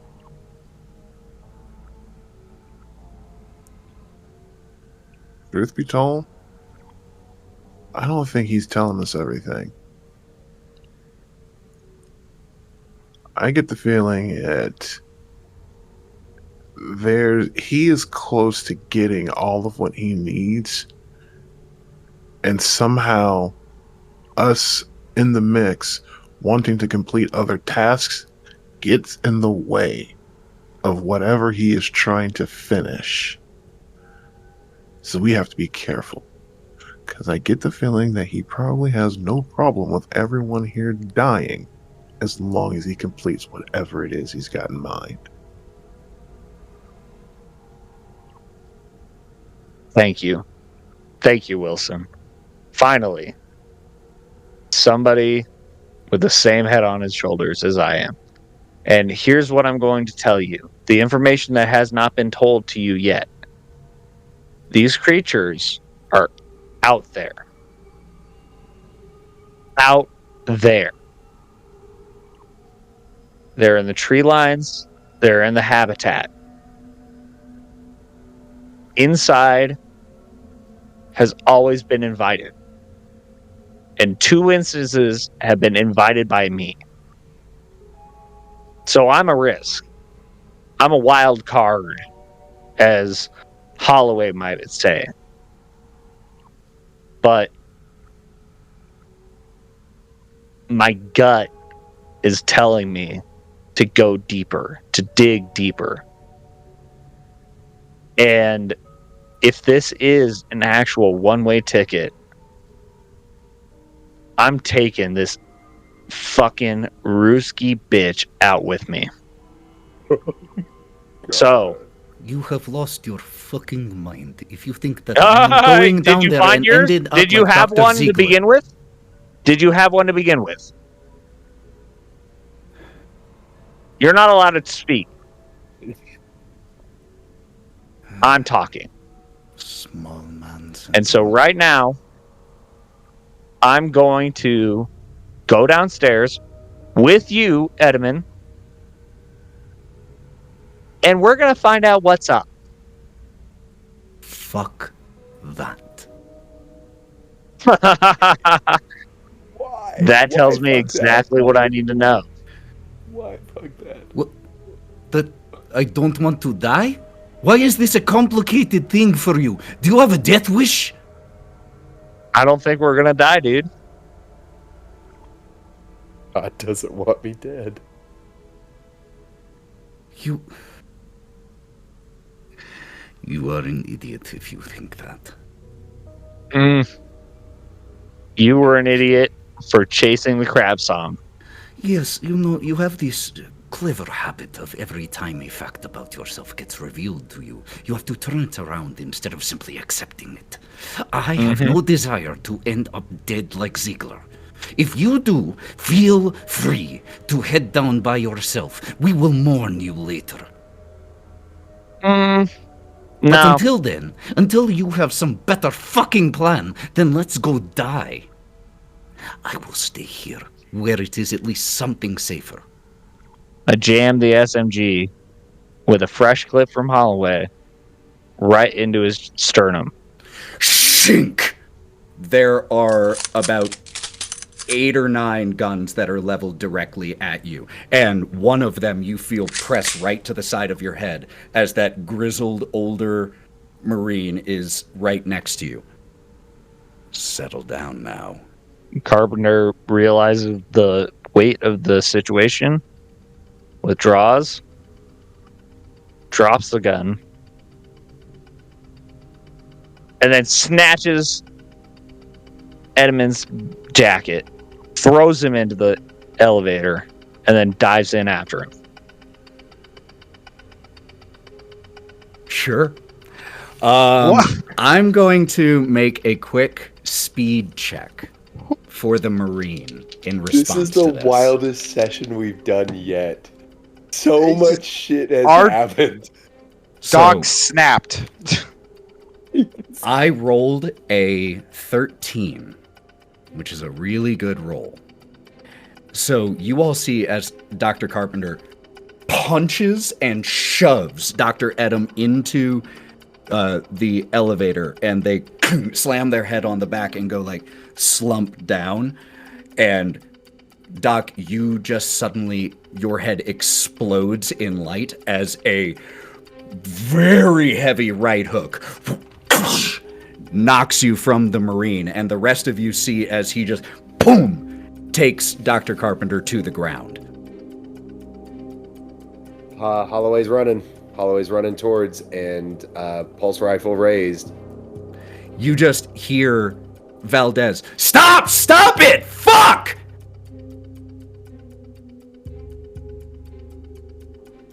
And the Marine who had the pistol has, like, he had switched it over to his left hand, and he just lets it dangle loose, hands up. And then once he gets the go-ahead, he'll slowly reholster it. I'll drop to the ground and start trying to tend to Carpenter. Dr. Carpenter, you are conscious, but, I mean, that's probably the hardest you've ever been punched in your entire life. And I'm gonna, I'm still, like, I have slinged, because I'm assuming this pulse rifle has a sling. Yeah. Sling the Why not? rifle, but I am up in this Marine's face, and what is his rank? Does he have a rank? The one here, actually, he does. Give me just one second. Sergeant. Is staff sergeant higher than sergeant, guys? My two military. It is. Yeah. Do you, I'm Do you a double mind? check for you. do you mind telling me what you're doing, boy? Diffusing a potentially violent situation, sir. What were you doing? I was about to go to the reactor, and I'm in. Like, he can smell all the cigarettes that I've had over the course of the last 24 hours. Like, I am nose to nose with him. I was like, you hit one of mine one more time, boy, I will fill you with so many bullet holes. We need to keep this peaceful. Can we agree on that? Huh?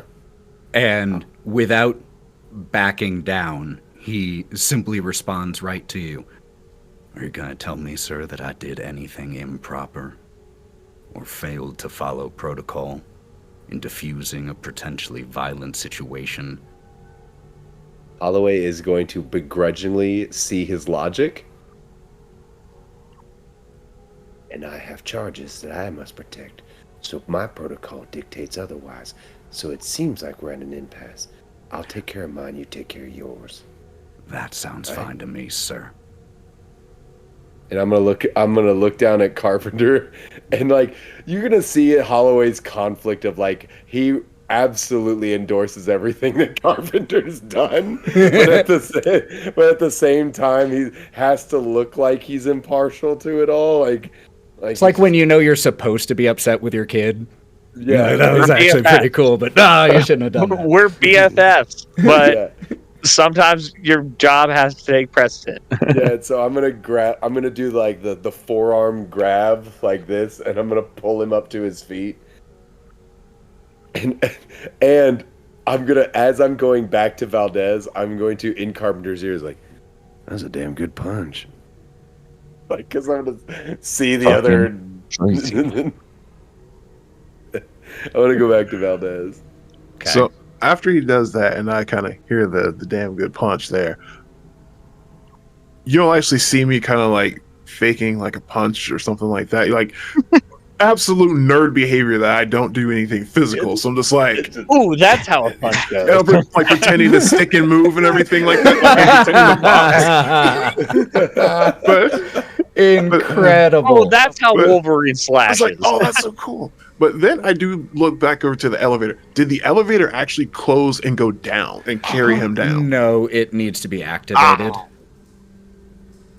What you do see is the Sergeant Yang, walks over and lifts the doctor up, and they rub their jaw a little bit, straighten out their coat, and keep well to themselves here for a little bit, along with the sergeant. Yeah, you shut his ass up.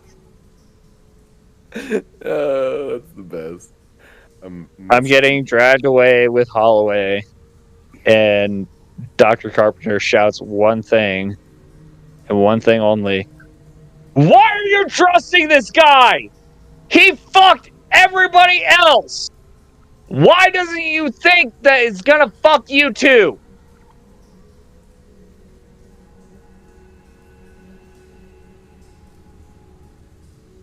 And as there's just this hollow silence in here in response to that, Valdez and the two Marines, a corporal and a PFC, who have been with her and who rode up and got you all prior, have gotten the same ATVs that they came to collect you on. They've gotten those kind of squared away and ready. And the sergeant just walks over to you all.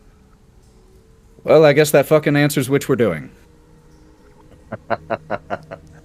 And Holloway, like, even though he's in immense pain because of all of his injuries, like, snickers, like, at that comments, like, like, yeah, I think it's pretty obvious. And Good job, kid. the Valdez looks over at the other two Marines. Novikov, you good? Just revs one of the engines in response. Pedro, ready? Fuck yeah, I am, boss. Seems a little timid, but kind of putting on that big boy voice. And looks at you all. I suppose now is when I tell you the fun part. There aren't direct stairs leading down to the reactor. At least, not that we can access anymore. There's one way down and one way only. At least as far as we've found so far. And that's down the chimney. Repel. Cool. Hope you aren't scared of heights. Alright. Let's do this shit. It only takes you a little while to get to a place where you have to hop off the ATVs and walk. And as you head and follow these other two Marines, you all see, as you start to approach, an enormous metal hole in the ground. I mean about 200 feet across. Jesus. And as you all hopped off the ATV, the Marines grabbed rappelling gear and have just been in the process of checking things, checking clips, getting everything prepared. Novikov is just loudly chewing gum and is just in the best mood before this mission. Just checking on different things, making sure everything is fitting. And as you follow the direction that Valdez is leading, the flashlights going around checking corners, you approach the edge of the chimney. And you see that it is a drop into pure darkness. Well over 50 meters, just judging by where the flashlights occasionally hit. And with the Marines starting to use a impact gun to drive eye hooks into the nearby ground, securing the ropes and everything to it, getting themselves all situated, and they start to come over to you all to get you in harnesses. And I need everyone to make me a fear save. Just a reminder, you're near androids, so those of you who aren't androids, this is with disadvantage. Oh, buddy, I make that. Oh, buddy, I make that. All right, who all failed? One failure. The rest are successes. No, I failed. Okay. Yeah. Finally, I take a licking. Wiz fail, A solid 76. and Dr. Wilson fail. I had a All right, 26 and a 10. 26 and a 10? Yeah. Wait, what? Holliway. What does that mean? He rolled Oh, a wait. disadvantage initially. Oh, the is it- disadvantage. Yeah. Is I rolled it a 4 in it. the 2d10s or D100? It's a D100. Yeah. Okay, yeah, I failed. I failed big time. Yeah. D100, and like Not I quite said, a 90, but not quite an 80. it is disadvantage for those who are not the androids. So, I want you all to keep that fear result in mind. But you get secured. Each one of you latch to an eye hook, and Novikov is the one who does the final checks on most of you, and he's just loudly smacking his gum. Oh, you'll be fine. And whenever one of you is looking nervous, pats you on the cheek or just gives you a punch on the arm. And once he's checked everyone, he goes to his own, secures himself. This is gonna be fucking fun! And jumps back and drops out of sight. The rain just spilling down in a waterfall over the edge of this chimney and running along the metal walls. Oh yeah, he's not going to be a liability. I do the same. Wee. Dropping down. Is anyone not coming down, just out of curiosity? Well, I thought I was out. Well, so rolling the fear save doesn't automatically mean you can't do it. But do remember that if you failed that save, that is a stress point, and that fear response may be relevant later in the climbing. But you are still physically capable of doing it. It's just stressful as hell. Okay. I zip down without, belaying or anything. I just dive in. Just in response to the Barrel fear, in. just jump in. Barrel in. I love the idea Okay. that this doctor Like I'm is slowly becoming a skydiving, Marine. even though there's a cable to my hip, Just and we're going down a cave. I'm just like, fuck it. Fuck it. Okay. I guess I'm gonna be the last one just to stand there, panicking a little bit. Okay. Then you turn around and realize Reese is behind you. Just Yeah, yeah. push. Yep. You just push the tweaker over and As you all have just started to descend, Valdez stage whispers, basically, so that you all can hear. There's a hatch halfway down. Leads to the spillways. If we go all the way down, it takes us straight to the reactor. It's your call. One's more direct.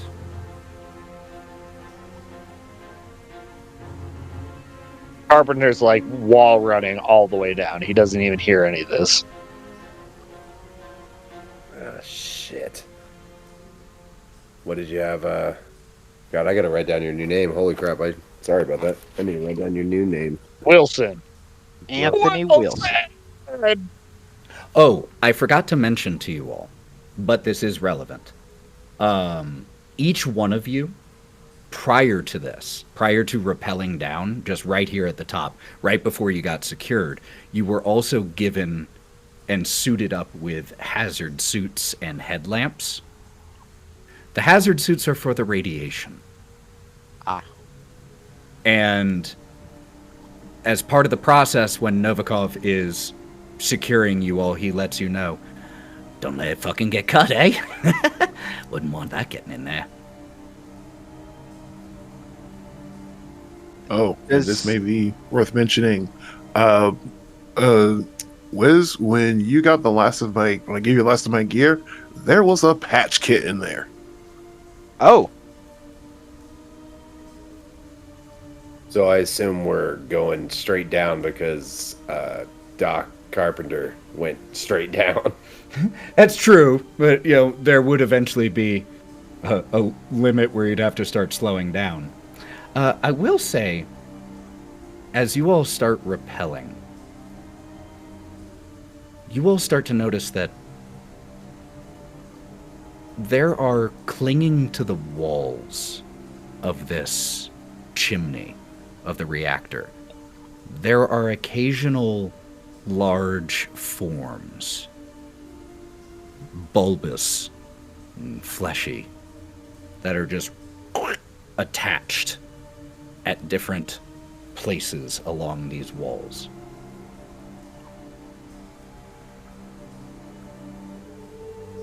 I'm gonna slow down and start to sneak check. Noted, so you're slowing down. Yep. Dr. Carpenter, I see your hand. I am still running blind. Dr. Carpenter has a death wish at this point. He's somehow been unscathed, hurt, and killed other people. Doesn't care. So there's a moment where most of the group had started to descend before Dr. Carpenter, the Marines leading the way, and we see as he goes flying past, and Novikov looks towards Valdez with just a big smile on his face, and Valdez just gives a don't you fucking do it style face. And as some of you start to slow down, to move quieter, the end of your line eventually forces you, Dr. Carpenter, to slam into the wall. And those of you up here see as Valdez and the Marines just look down at this loud echo. And they exchange looks, the spotlights from the headlamps flicking all over this place, causing haphazard visibility.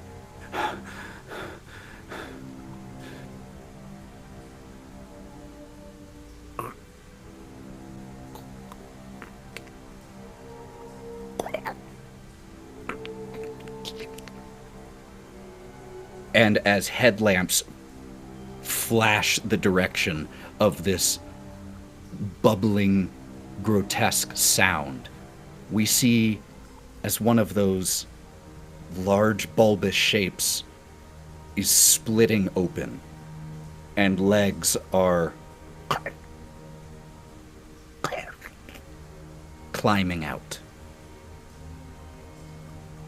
And with you all, your lives literally hanging by a thread in this moment, that's where we'll pick up next time, I think. No! I knew you were gonna do it too. I knew it. Yeah. Yes. We know the. Don't pass the moment when you find the moment. Go buff yourself. Fuck yes, I love this game. Our scientist is I'm having unhinged. too much fun. Thank you for listening to episode 3 of Another Bug Hunt, a Mothership adventure. If you want to listen to more of our games, we have 2 current campaigns getting released simultaneously for you to sink your figurative teeth into.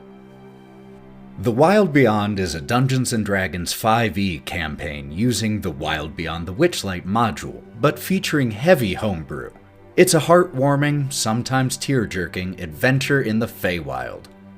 The City of the Crimson Tower is a story set in a noir city controlled by a powerful vampire, a Savage Worlds retelling of the Curse of Strahd story, with a heavy emphasis on horror and emotional damage. So yeah, that's what we've got. Go listen to it if you want. Thanks.